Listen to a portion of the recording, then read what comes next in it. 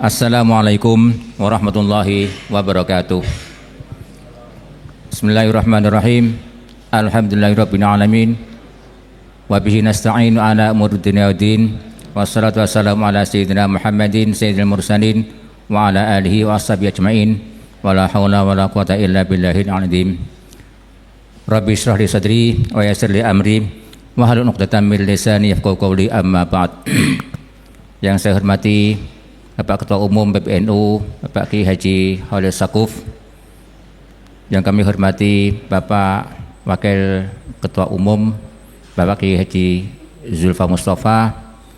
Yang kami hormati Bapak Dr. Ing Hafid, yang siang hari ini nanti akan memberikan presentasi mengenai persoalan kalender hijriah global. Yang saya hormati Bapak Profesor Dr. Izzuddin MA. Yang saya hormati Bapak Kiai Ismail Fahmi. Ya, ini atas nama apa NU atau dari Kemenak, tapi yang kenal dari NU-nya ini, karena ini ada acara internal NU. Yang kami hormati Bapak Dr. Kiai Haji Safiullah. Ada lagi yang baru datang, Pak Dr. Bustami. Alhamdulillah. Dan para tamu hadirin sekalian yang hadir pada siang menjelang sore hari ini, alhamdulillah bahwa rencana atau yang sudah pernah dibicarakan dalam rapat sebelumnya mengenai masalah webinar ini hari ini bisa kita realisasikan. Dan hal-hal penting nanti akan kita dengar bersama. Hal-hal lain yang mungkin perlu saya sampaikan mengantar webinar pada siang menjelang sore ini adalah bahwa persoalan hisab ru'yat itu kapanpun tidak akan selesai, artinya terus berkembang terus, dan karena memang masalahnya dinamikanya sedemikian rupa.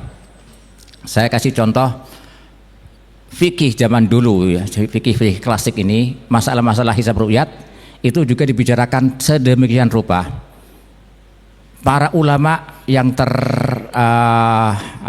abadikan dalam kitab-kitab fikih itu bicara masalah ru'yat itu membangun konsep-konsepnya itu memang kaya sekali. Baik dari sisi masalikul illah, bagaimana cara menentukan illah, masalah penentuan awal bulan itu, maupun dialektika berpikir yang mereka gunakan itu ya bisa kita rekam, bisa kita baca sampai hari ini. Namun demikian, fikih itu rata-ratanya kebenarannya bukan kebenaran mutlak. Ya paling tidak dzannur rajih. Ya.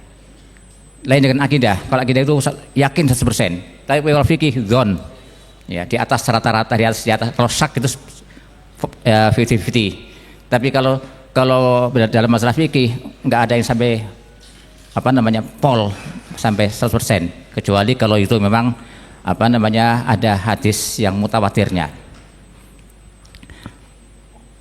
Ada hal yang perlu saya sampaikan dalam kitab Mizanul I'tidal karangan Guru Mansur yang pengarang kitab Sulamun Nayyirin mengutip dari kitab Qalyubi wa Mairah. Ketika bicara masalah sumu liru'yatih itu, baik kata sumunya, aftirunya maupun liru'yatihnya itu sendiri, itu menampilkan tidak kurang dari pemahamannya, pengertiannya tidak kurang dari 16 pengertian yang bisa beda-beda pendapat. Artinya 16 pemaknaan ru'yah untuk puasa maupun untuk lebaran itu beragam sekali. Baik pemaknaannya ini banyak, baik dari sisi usul fikih maupun dari sisi dialektika berpikirnya. Nah, ini menunjukkan bahwa masalah itu memang masalah yang tidak akan selesai ditentukan hari ini. Artinya bisa berkembang terus. Nah, jadi Artinya kalau ada opsi-opsi lainnya yang lebih maslahat, nah itu memang mungkin bisa dibicarakan. Terkait masalah ini, ya, maka dalam fikih juga ada pemahaman tentang i'adatul nazar atau meninjau ulang.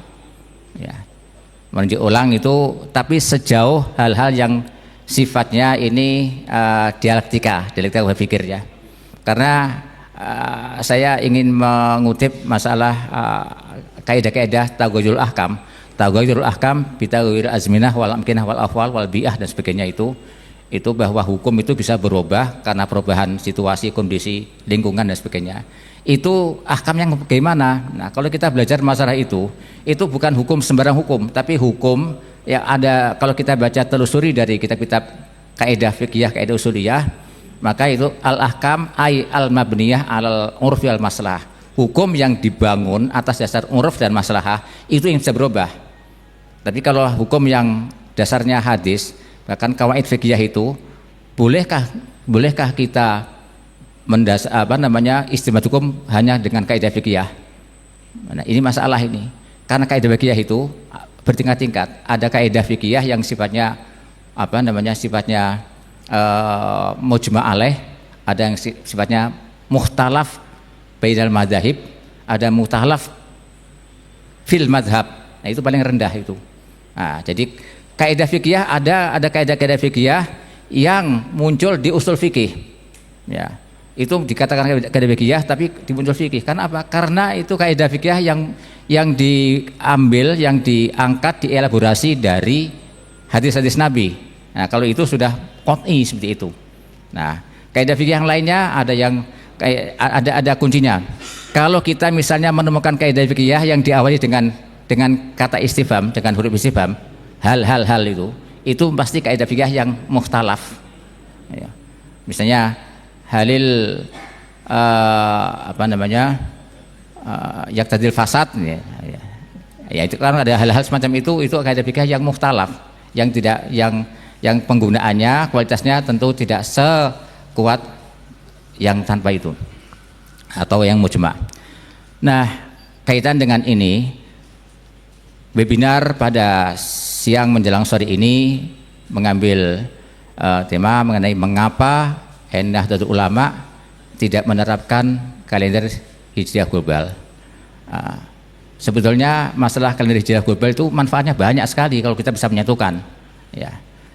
Ya, kalau dari sisi astronomi ya baguslah. Cuman persoalannya kalau NU ini, kalender itu bukan hanya untuk kepentingan muamalah, tapi untuk kepentingan ibadah.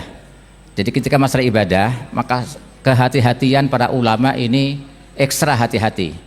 Nah, sedangkan masalah waktu-waktu yang didefinisikan dalam kalender itu menyangkut masalah ibadah, ini menyangkut sah tidaknya ibadah. Nah, karena itu menyangkut masalah kalender hijriah global yang nanti berkaitan dengan masalah puasa, misalnya puasa 1 hari 1 tanggal seluruh dunia. Nah, ini NU belum menemukan dalil yang mungkin enggak itu. Mas, dan masih banyak lagi hal-hal yang berkaitan dengan masalah fikih ini yang akan terganjal di situ ketika kita harus mengglobalkan itu. Dan nanti lebih detailnya lagi, nanti Bapak Dr. Hafid nanti yang akan memberi penjelasan sedemikian rupa. Dan saya tidak panjang lebar di sini karena waktu yang kita tunggu-tunggu ini, paparan dari Bapak Dr. Hafid nanti yang kita harapkan bisa memberikan pencerahan kepada kita semua, baik yang hadir di PBNU ini maupun yang melalui luring ya, di daring ya, di Zoom ya, kepada semua yang hadir baik di lingkungan PBNU, kantor PBNU maupun di dunia di Zoom sana, kami ucapkan selamat. Mudah-mudahan siang menjelang sore ini webinar kita penuh berkah dan membawa manfaat dan memberikan pengaruh yang sangat baik, yang sangat kita harapkan ridho Allah Subhanahu wa taala. Demikian mari kita buka acara ini dengan bacaan basmalah. Bismillahirrahmanirrahim. Baik, demikian sambutan dari saya akhiri dengan ucapan wallahul muwaffiq ila aqwamit thoriq. Wassalamualaikum warahmatullahi wabarakatuh.